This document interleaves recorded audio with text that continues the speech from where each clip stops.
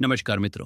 ગુજરાતના લાખો યુવાનો કે જેઓ શિક્ષક બનવાનું સ્વપ્ન સેવી રહ્યા છે અને વર્ષોથી જે એક પરીક્ષાની રાહ જોઈ રહ્યા છે, તે ટેટ 1 અને ટેટ 2ની પરીક્ષાને લઈને અત્યાર સુધીના સૌથી મોટા અને નિર્ણાયક સમાચાર લઈને હું તમારી સમક્ષ હાજર થયો છું. તમારી ધીરજ, તમારી મહેનત અને તમારો સંઘર્ષ હવે તેના અંતિમ પડાવ ઉપર પહોંચવાનો છે.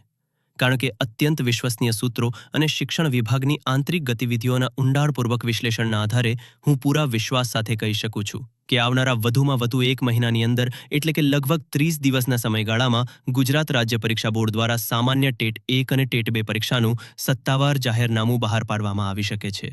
જી હા, તમે બિલકુલ સાચું સાંભળી રહ્યા છો. હવે ગણતરીના દિવસો બાકી છે. હવે તમારા મનમાં પહેલો પ્રશ્ન એ થશે કે આટલા વિશ્વાસ સાથે હું આ દાવો કયા આધારે કરી રહ્યો છું? તો જેના પાછળ એક નહીં પણ અનેક મજબૂત કારણો છે. સૌથી પહેલું અને તાજેતરનું કારણ શિક્ષણ વિભાગની સક્રિયતા. તમે જોયું જ હશે કે હમણાં જ રાજ્ય પરીક્ષા બોર્ડે સ્પેશિયલ એજ્યુકેટર માટેની સ્પેશિયલ ટેટ પરીક્ષાની જાહેરાત કરી છે. આ એક સ્પષ્ટ સંકેત છે કે બોર્ડ હવે પરીક્ષાઓ લેવાના મૂડમાં આવી ચૂક્યું છે. વહીવટી તંત્ર સક્રિય થઈ ગયું છે અને ભરતી પ્રક્રિયાઓનો જે વિલંબ હતો તે હવે દૂર થઈ રહ્યું છે. સ્પેશિયલ ડેટ પછી સ્વાભાવિક રીતે જ હવે સામાન્ય ટેટનો જ વારો છે. બીજું મહત્વનું કારણ છે શિક્ષકોની મોટી ઘટ અને લાંબો સમયગાળો. છેલ્લી ડેટ પરીક્ષા લેવાઈને વર્ષો વીતી ગયા. શિક્ષકોની મોટી ઘટ અને લાંબો સમયગાળો. છેલ્લી ડેટ પરીક્ષા લેવાઈને વર્ષો વીતી ગયા છે, જેના કારણે રાજ્યની હજારો પ્રાથમિક શાળાઓમાં શિક્ષકોની ભયંકર અછત વર્તાઈ રહી છે, જેની સીધી અસર શિક્ષણની ગુણવત્તા પર પડી રહી છે. સરકાર પર પણ આ ખાલી જગ્યાઓ ભરવા માટેનું ભારે દબાણ છે. આથી હવે સરકાર વધુ વિલંબ કરવાનું જોખમ લેશે નહીં. અને ત્રીજું ને સૌથી અગત્યનું કારણ એ છે કે મળતી માહિતી મુજબ ટેટ પરીક્ષાના આયોજન માટેની જે આંતરિક વહીવટી પ્રક્રિયાઓ હોય છે, તમામ કાર્યો લગભગ અંતિમ તબક્કામાં પહોંચી ચૂક્યા છે. હવે માત્ર તેને સત્તાવાર રીતે જાહેર કરવાની જ વાર છે. આ બધા જ સંકેતો એક જ દિશામાં ઇશારો કરે છે કે હવે આપણે જાહેરનામાની રાહ જોવામાં સમય બગાડવાનો નથી, પણ યુદ્ધના ધોરણે તૈયારીમાં લાગી જવાનું છે. અહીંથી જ મોટાભાગના ઉમેદવારો સૌથી મોટી ભૂલ કરે છે. તેઓ વિચારે છે કે એકવાર નોટિફિકેશન આવવા દો પછી તૈયારી શરૂ કરીશું. પણ મિત્રો, જે દિવસે જાહેરનામું આવશે તે દિવસથી જ તમારી ખરી સ્પર્ધા શરૂ નહીં થાય. પણ જેઓ છેલ્લા 6 મહિનાથી તૈયારી કરી રહ્યા છે તેમની સાથે તમે પાછળ રહી જશો.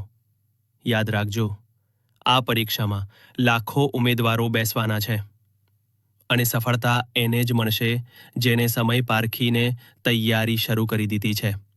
તો હવે તમારે શું કરવું જોઈએ? તમારી રણનીતિ શું હોવી જોઈએ? સૌથી પહેલાં તો આજથી જ, આ ક્ષણથી જ તમારું ટાઈમ ટેબલ બનાવી લો.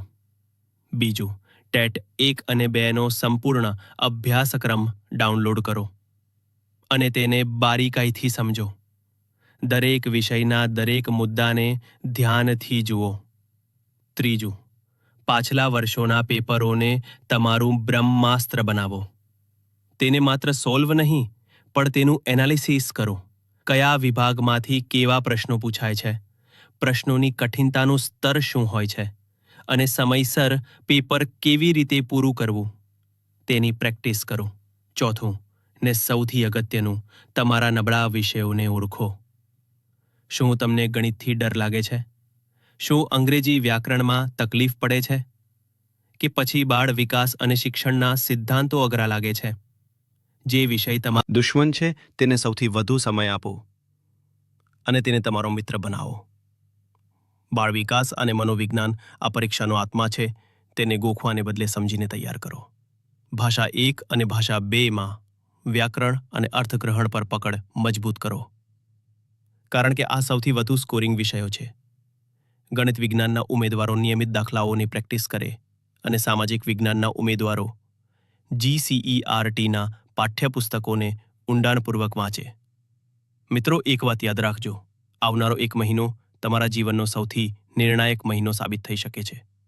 આ એ સમય છે જ્યારે તમારે દુનિયાદારી, સોશિયલ મીડિયા અને બિનજરૂરી બાબતોથી દૂર રહીને માત્ર ને માત્ર તમારે લક્ષ્ય પર કેન્દ્રિત કરવાનું છે. આળસ અને બહાના માટે હવે કોઈ સ્થાન નથી. આ સુવર્ણ તક છે, તે ફરીથી ક્યારે મળશે તે કોઈ જાણતું નથી. તમારી વર્ષોની મહેનત અને તમારા માતા પિતાના સપનાને સાકાર કરવાનું આ અમૂલ્ય તક છે.